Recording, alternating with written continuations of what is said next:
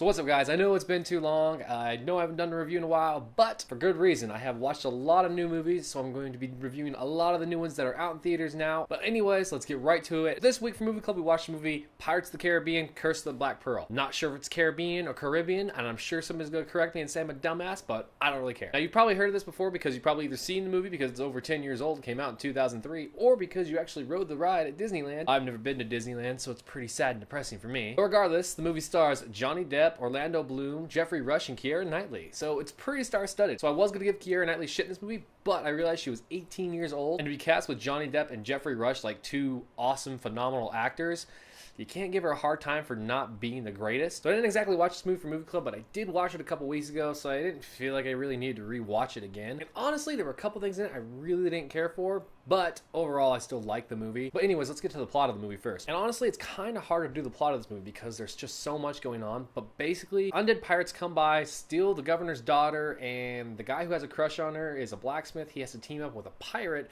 and they go in search of him. That's the easiest way to sum it up without even spoiling anything and not getting into the very complex stories that goes on. This movie's about 2.5 hours long, and honestly, it really goes by fast, but it could have been a lot shorter because the fight scenes got a little corny and a little cheesy, along with some of the dialogue kind of bugged me. Like the little things that annoyed me, like would be the seesaw fighting scene where they were going back and forth, and then they got up to the rafters and they were fighting. That kind of bugged me just because it felt like it was just going on and on and on, and they were just trying to make it so dramatic, but they were trying to make it fun for like kids. I think this one did it right. I really like how dark it was, but then it also got kind of childish, and that kind of bugged me. But then when I watched the other two movies that they're very, very dark, it's almost too dark and they're boring. Most people know Johnny Depp, but the new generation knows Johnny Depp as Captain Jack Sparrow. Johnny Depp really steals the show with this, but nobody really gives a lot of credit to Geoffrey Rush. Geoffrey Rush is probably one of the best actors in this movie, I think. I've seen him in movies before and I didn't even realize it, but this was the movie I was like, wow, who is Captain Barbossa? This guy's a badass, and he's funny as hell. I think he gives one of his best performances of his life, especially for this kind of family-friendly movie. One of the other little minor things I don't really like about this movie, I'm not a big Orlando Bloom fan. I never have been, probably never will be, but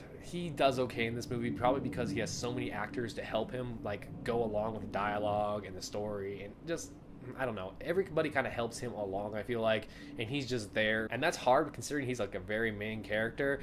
But I just kind of push him aside, and he's just a guy that's there for me. So like I said, this movie is fun for all ages. Anybody can really watch this and like it. Now, this movie has really gone to like the franchise phase of like they're constantly putting out new movies. I think they're working on the 5th one right now. I would say if you've never seen the whole franchise, watch just the first one. You could probably skip the other ones. I really didn't care for the 4th one. I actually didn't even make it through the whole movie because I got so bored with it. The other two got very dark and very gritty, and I don't know, it just didn't feel the same. It feels like they were really trying to take it in a different direction, and it just didn't work as much. But that's really all I have for you guys. So if you're looking for a fun, family-friendly movie, this is probably the movie to watch. You'll see all these beloved characters and why it's such an iconic movie. But for the most part, this was a great pick this week. I can't wait to see what we do next week, and I guess I'll talk to you guys later. Bye.